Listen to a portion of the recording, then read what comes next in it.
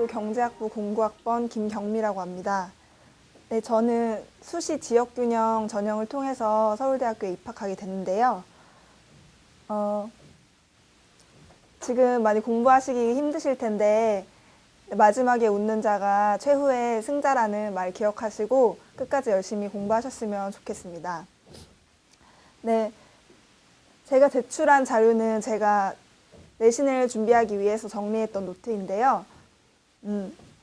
저는 쓰면서 공부를 했습니다. 왜 쓰면서 공부를 했냐면 쓰면은 그 정리를 하기 위해서 먼저 읽고 그다음에 쓰면서 제가 눈으로 보고 또 머릿속에서 되뇌이면서 3번씩 이렇게 정리를 해볼 수가 있기 때문에 네, 저는 쓰는 방법을 사용했는데요. 이런 방법이 아니더라도 아무튼 저는 내신을 준비하기 위해서는 반복 학습을 권장드립니다. 내신에는 암기가 중요하기 때문에 반복해서 보는 것만이 암기의 왕도라고 생각하거든요. 네, 또 그리고 모의고사 시험지도 제가 자료로 올려드렸는데 그 자료를 보면은 제가 모의고사 오답을 정리할 때도 맞은 문제도 정리하고 보기 하나하나까지도 다 어떤 뜻인지 풀이해서 정리를 했습니다. 왜 그랬냐면 그 모의고사에 나온 보기들은 그 제출위원들이 출제한 것이기 때문에 그것이 어떠한 것을 의미하는지 그 모의고사의 보기나 지문 등을 통해서 알 수 있기 때문에 이런 내용이 이렇게도 변형이 되는구나 라는 것을 모의고사를 맞은 것도 검토하시면서 알아내실 수가 있을 것입니다. 네.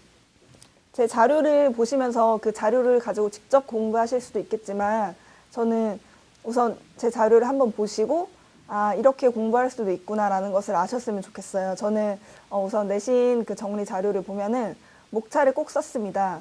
왜 그러냐면은 목차를 통해서 제가 그 전체적인 흐름을 알 수 있고 그 암기를 확실하게 할 수 있기 때문입니다.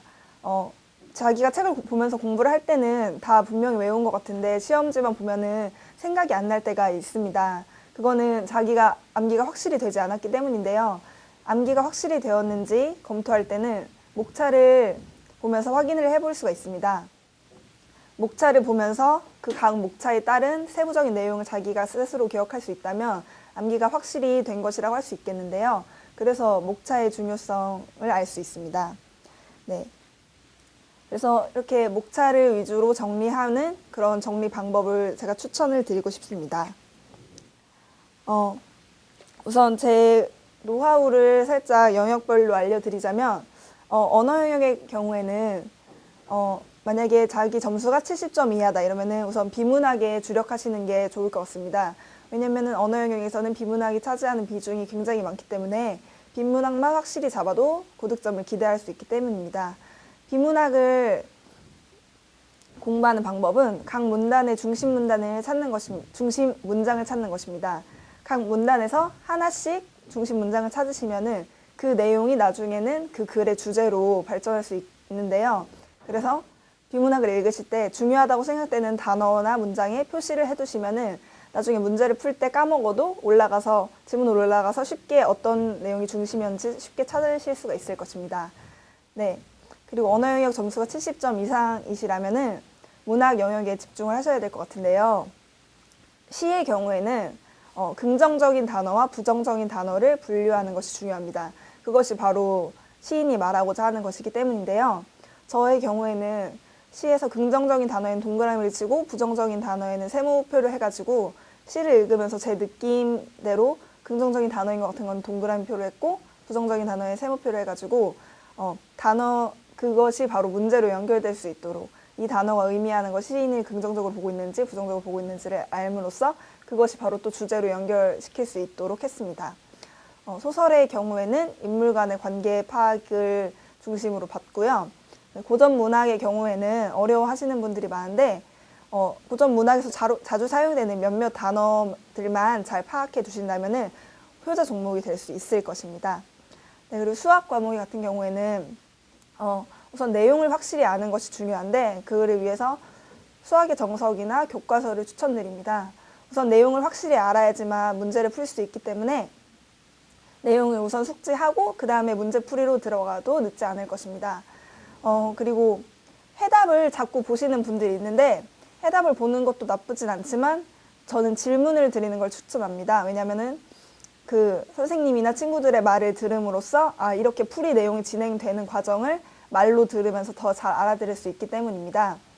그래서 저는 해답을 보기보단 질문을 하기를 추천을 드리고, 만약에 해답을 보더라도 그 해답을 그대로 베껴 적는 것이 아니라 우선 이해를 하신 다음에 덮어두고 한 2, 3일 후에 다시 그 문제를 펼쳐서 이게 내가 과연 다시 풀 수 있는지를 검토하시는 것이 맞다고 생각합니다. 만약에 그때도 자기 스스로 풀지 못한다면 그게 시험에 나왔을 때는 또 똑같이 풀지 못한다는 의미밖에 되지 않기 때문에 먼저 해답을 만약에 보셨으면은 그거를 적거나 이렇게 하지 마시고 그냥 문제를 빈 상태로 놔뒀다가 체크를 해두시고 다음번에 다시 푸는 것이 좋으실 거라고 생각합니다.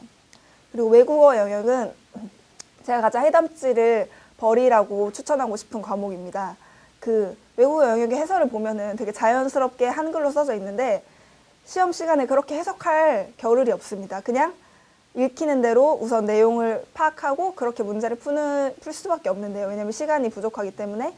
그래서 해답대로 해석하시려고 하지 않으셔도 됩니다. 그냥 자기가 이해할 수 있는 방법대로 해석하는 것이 좋다고 생각합니다. 저도 고등학교 2, 3학년 올라가서는 거의 해답지를 본 적이 없고요. 외국어 영역의 경우에는 해답지를 보실 때는 그냥 단어 찾는 시간을 줄이기 위해서 어려운 단어를 체크하는 정도, 그 정도로 하시는 것이 좋을 거라고 생각합니다. 그리고 저의 외국어 영역 공부 방법은 우선 한 지문당 1분 30초 정도로 시간을 정해놓고 우선 풀어봅니다. 시간을 넘더라도 우선 자기 스스로 풀어보는 것이 중요합니다. 사전을 찾지 말고 자기가 뜻을 유추해가면서 어쨌든 답을 체크합니다. 그리고 답을 맞췄는데 맞거나 맞았더라도 혹시 틀렸더라도 모르는 단어 다 체크하고 보기까지도 다 체크를 하시는 것이 그렇게 꼼꼼하게 공부하시는 것이 좋다고 생각합니다. 제 이 방법을 고등학교 때 친구들에게 많이 알려줘서 5등급이었던 친구가 2등급으로 올라간 친구가 있을 정도로 저는 이 공부 방법에는 확신이 있습니다. 네, 그리고 사회탐구 영역에는 아까 앞에서 말씀드렸던 내신 준비처럼 꼼꼼하게 하시는 것이 중요한데요. 이제 공부를 하실 때 나중에 이 과목 내가 수능 과목으로 정해야겠다 생각이 드시면은 정리 노트를 어떻게 만들어야겠다 이런 마음가짐을 가지시고 공부를 하시는 것이 좋을 거라고 생각합니다. 이 사회탐구 영역 역시 목차를 중심으로 나중에 외운 것을 검토하는 것이 좋을 거라고 생각이 되는데요. 그래야지 외운 것을 확실히 체크할 수 있고 그 흐름을 전체적으로 파악할 수 있기 때문입니다. 그 다음에 일일 공부 계획에 대해서 말씀을 드릴 텐데요. 아침에 일어나기 되게 힘드시고 졸리실 텐데 아침에 일어나면 비몽사몽이지만 그래도 귀중한 시간을 낭비할 수 없으니까 일어난 김에 졸리지만 졸려도 할 수 있는 영어 듣기나 그런 것을 추천드립니다. 영어 듣기 그래도 말소리가 들리니까 잘 졸지 않을 가능성이 있기 때문에 영어 듣기를 하시거나 아니면 정 졸리다 그러면은 하루의 계획을 세워보세요. 저의 경우에는 일일 계획을 세울 때 그냥 노트에 하셔도 좋고 플래너를 사셔도 좋은데 이렇게 메모를 쓰시고 계획을 썼습니다. 뭐 완자 50페이지부터 70페이지. 그리고 중요한 거는 이거를 계획을 시간 단위로 적는 것이 아니라 페이지 단위로 적는 것입니다. 만약에 시간 단위로 뭐 1시부터 3시라고 했으면은 제가 그 책상에 앉아서 1시부터 3시까지 아무것도 하지 않아도 이거에 체크를 할 수가 있게 됩니다. 그렇기 때문에 꼭 페이지로 적는 것을 저는 추천을 드리고요. 만약에 이거를 했다 그러면은 이렇게 체크를 하시고 만약에 이걸 다 못 풀고 한 60페이지까지 했다 그러면 진행 중이라는 표시를 해주시고 못했다 하면은 이렇게 X표를 해주시면 됩니다. 이렇게 플래너를 쓰면 좋은 점은 자기가 했다는 거에 대한 성취감을 느낄 수도 있고 못한 거에 대한 반성을 할 수 있기 때문에 그리고 또 하루의 계획을 세워놓으면 그 하루가 빈틈없이 공부로 꽉 찰 수 있기 때문에 저는 이 방법을 추천드립니다. 그리고 짜투리 시간에는 영어 단어를 외우거나 아니면 어려웠던 영어 듣기 파일들을 다시 들어보는 걸 추천을 드립니다. 그렇지만 쉬는 시간에까지 공부하는 것을 추천드리진 않는데요. 왜냐면은 그 수업 시간만으로도 공부하기 되게 지치고 버거울 텐데 쉬는 시간에까지 공부를 하시면은 더 지치고 그 다음 시간에도 집중할 수 있는 힘이 떨어지기 때문에 되도록이면 쉬는 시간에는 친구들이랑 얘기를 하면서 자기 자신을 리프레시하거나 아니면은 잠을 자면서 체력을 보충하는 것이 좋을 것이라고 생각합니다. 네. 저는 주로 온라인 강의는, 인터넷 강의는 별로 듣지 않았습니다. 왜냐하면 제가 컴퓨터를 하면은 분명히 딴짓을 많이 하고 유혹에 약한 저를 알고 있기 때문에 되도록이면은 온라인 강의를 듣지 않고 실강을 듣거나 아니면 그냥 학교 수업에만 집중을 했는데요. 근데 제가 몇 번 그 모의고사 같은 거 오답 정리해주는 강의 그런 것은 들어본 적이 있습니다. EBS나 메가스터디에서. 그런데 그런 것을 들어봤을 때 이런 선생님한테 배워도 되게 수능 볼 때 도움이 되겠다 이런 생각을 했습니다. 그렇기 때문에 만약에 자기가 유혹을 뿌리칠 자신이 있고 온라인 강의를 정말 들어야겠다, 학교 수업이 정말 부실하다 이렇게 느끼시는 분들은 온라인 강의를 들으셔도 무방할 것이라고 생각합니다. 네. 지금 수험생활 하시는 분들 정말 다들 힘드시고 지치고 공부가 끝이 없다고 느껴지시겠지만 분명히 끝이 있고 수능이 끝난 다음에 정말 즐거운 생활을 즐기실 수 있기 때문에 지금 당장 열심히 공부를 하시라는 말을 드리고 싶습니다. 어려울 때는 친구들이나 선생님에게 도움을 청하는 방법을 추천드리고 싶고요. 아니면 선배들의 자료를 통해서 새로운 공부 방법을 알아가는 방법을 추천드립니다.